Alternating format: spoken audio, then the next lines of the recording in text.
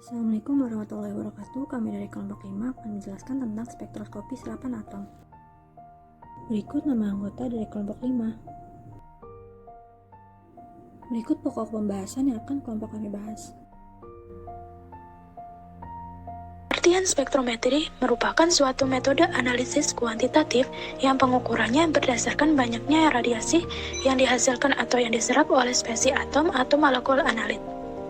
Salah satu bagian dari spektrometri ialah spektrometri serapan atom, atau yang biasa disebut SSA, yaitu merupakan metode analisis unsur secara kuantitatif yang pengukurannya berdasarkan penyerapan cahaya dengan panjang gelombang tertentu oleh atom logam dalam keadaan bebas. Sejarah SSA berkaitan erat dengan observasi sinar matahari. Pada tahun 1802, Wollaston menemukan garis hitam pada spektrum cahaya matahari yang kemudian diselidiki lebih lanjut oleh Vancouver pada tahun 1820. Brewster mengemukakan pandangan bahwa garis Vancouver ini diakibatkan oleh proses absorpsi pada atmosfer matahari.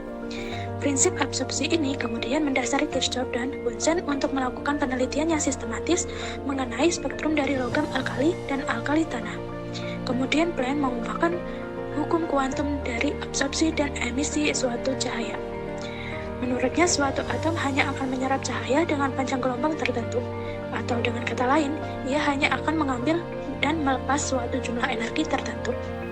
Kelahiran SSA sendiri pada tahun 1955, kemudian publikasi yang ditulis oleh Walsh dan Alkemad dan Millatz muncul.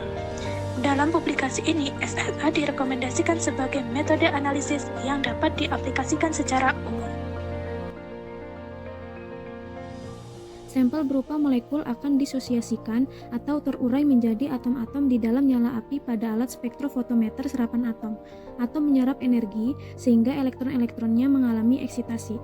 Energi eksitasi ini berasal dari pancaran sinar sebuah sumber cahaya lampu, di mana energi yang terserap sama dengan selisih energi antara dua nivou energi. Peralihan antara dua nivou energi yang melibatkan posisi dasar biasanya mempunyai intensitas pancaran dan serapan yang lebih kuat daripada kemungkinan peralihan yang lain. Peralihan dari posisi dasar ke posisi eksitasi yang pertama disebut garis resonansi. Garis resonansi ini sangat penting, artinya pada atom absorpsi, sebab pada atom absorpsi ini tiap elemen dalam sampel akan menyerap sinar dengan jumlah jarak gelombang yang terbatas dalam kawasan spektrum yang sempit. Dari spektrum serapan ini akan dapat diperoleh data-data mengenai zat sampel. Nyala api gas membakar molekul atau atom yang ada dalam sebuah proses spektrofotometer serapan atom seolah-olah berfungsi sebagai kuvet pada spektrofotometer ultraviolet. Pada sistem instrumentasi spektrofotometer, serapan atom dikenal dua jenis optik, yaitu berkas tunggal dan berkas ganda. Namun yang banyak digunakan dalam spektrofotometer serapan atom modern adalah jenis berkas ganda, seperti gambar di bawah ini. Komponen utama pada instrumentasi spektrofotometri serapan atom. Yang pertama ada sumber cahaya. Sumber cahaya berupa lampu yang dapat memancarkan energi yang cukup. Ada jenis lampu yang dapat memancarkan spektrum kontinu, sebaliknya ada lampu yang dapat memancarkan spektrum garis. Untuk spektrofotometri tipe spektrofotometri serapan atom digunakan jenis lampu katoda dengan spektrum garis. Dalam hal ini diperlukan sinar dengan lebar berkas yang sangat sempit, di mana garis emisinya harus sesuai dengan garis resonansi unsur. Lampu katoda terdiri atas sebuah katoda berongga berupa tabung dan berhadapan dengan anoda dari kawat wolfram. Keduanya terbungkus dengan bahan gelas. Lampu ini diisi dengan gas mulia. Dan yang kedua ada gas dan alat pembakar. Gas dan alat pembakar pada spektrofotometer serapan atom dikenal dua jenis gas, pembakar yang bersifat oksidasi dan bahan bakar. Gas pengoksidasi misalnya udara atau campuran O2 dan N2O. Sedangkan sebagai bahan bakar adalah gas alam, propane, butane, asetilen, dan H2. Gas pembakar dapat pula berupa campuran udara dengan propane, udara dengan asetilen, dan N2O dengan asetilen. Alat pembakar untuk menyalakan api juga perlu diperhatikan. Ada kalanya dipakai teknik tanpa nyala yang dikembangkan pada spektrofotometer serapan atom modern. Teknik dengan nyala api yang banyak terpakai, yang perlu dikembangkan adalah panjang atau lebar nyala api, sebab dianggap sebagai kupet. Yang ketiga ada kupet. Kupet merupakan suatu tempat untuk nyala api dan atom-atom yang ada di dalamnya, seolah-olah berfungsi sebagai kupet. Yang keempat ada monokromator. Monokromator merupakan suatu alat yang diletakkan di antara nyala dan detektor pada suatu rangkaian instrumentasi spektrofotometri serapan atom. Ada dua jenis monokromator yang dipakai, yaitu monokromator celah dan kisi dipraksi. Dan yang kelima ada detektor. Detektor berfungsi sebagai alat penguat dari spektrum cahaya yang telah melewati sampel. Syarat yang harus dipenuhi oleh sebuah detektor adalah memiliki respon yang linear terhadap energi sinar dalam kawasan spektrum yang bersangkutan. Pada spektrofotometer serapan atom, detektor lazim dipakai adalah detektor tabung pengadaan, Photon Multiplier Tube Detector atau disingkat PMTD. A. Pembuatan larutan standar. Memperhitungkan konsentrasi larutan standar masuk dalam range linear.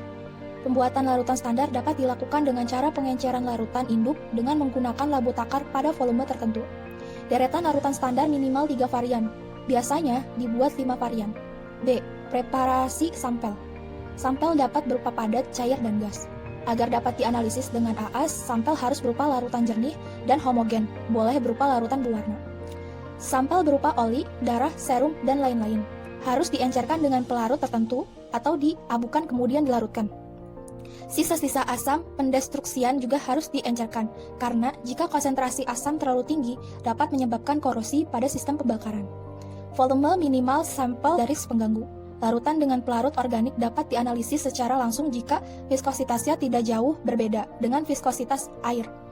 Pelarut tidak mengganggu nyala api. Contoh, CCl4 dapat memadamkan api udara asetilen. Penggunaan metil, sobutil, keton, dan campuran hidrokarbon dapat meningkatkan pembentukan atom-atom gas pada keadaan gas sehingga meningkatkan sensitivitas sampai 3 kali lipat daripada menggunakan pelarut air. Penggunaan pelarut kloroform dapat menimbulkan ledakan pada nyala sehingga harus dihindarkan penginjeksian secara langsung. C. Destruksi basah. Destruksi basah adalah perombakan sampel dengan asam-asam kuat baik tunggal maupun campuran, kemudian dioksidasi dengan menggunakan zat oksidator. Pelarut-pelarut yang dapat digunakan untuk destruksi basah antara lain asam nitrat, asam sulfat, asam klorida. Semua pelarut tersebut dapat digunakan baik tunggal maupun campuran. D. Destruksi kering. Destruksi kering merupakan perombakan organik logam di dalam sampel menjadi logam-logam anorganik dengan jalan pengambuan sampel dalam muffle French dan memerlukan suhu pemanasan tertentu. Pada umumnya, dalam destruksi kering ini dibutuhkan suhu pemanasan antara 400 sampai 800 derajat Celcius. Tetapi, suhu ini sangat tergantung pada jenis sampel yang akan dianalisis. E. Pemilihan garis resonansi. Suatu unsur mempunyai banyak tingkat energi yang dapat digunakan untuk menyerap sinar. Contoh, Cu mempunyai 2 garis resonansi, Fe mempunyai 3 garis resonansi. F. Optimasi kondisi alat. Optimasi tinggi pembakar digunakan untuk mendapatkan populasi atom yang terbanyak, sehingga pembakaran dapat tepat pada lintasan energinya. Optimasi laju alir gas pembakar dan oksidan berpengaruh pada suhu pengatoman. Jika gas pembakar kurang, maka energi untuk pengatoman kurang sehingga pengatoman kurang sempurna. Jika gas membakar terlebih, maka atom akan tersitasi menjadi spesies bukan atom. Diukur serapan larutan standar PB dengan konsentrasi 0,5, 1, dan 2,5 ppm pada panjang gelombang optimumnya yaitu L sama dengan 283,3 nanometer. Diperoleh hasil pengukuran berupa serapan pada tabel berikut ini. Untuk konsentrasi 0,5 ppm, serapan 0,04. Untuk konsentrasi 1 ppm, serapan 0,091. Dan konsentrasi 2,5, serapan 0,1789. Berdasarkan data hasil pengukuran larutan standar tadi, selanjutnya dibuat kurva standar sekaligus dengan persamaan linearnya yaitu Y sama dengan 0,0669X ditambah 0,014 dengan R kuadrat 0,9835. Pengukuran larutan contoh PB memberikan serapan sebesar Y sama dengan 0,09. Maka konsentrasi larutan contoh PB tersebut dapat ditentukan dengan cara memplotkan nilai serapan tersebut pada grafik di samping ini. Atau dihitung menggunakan persamaan regresi linear dengan cara Y sama dengan Bx plus A.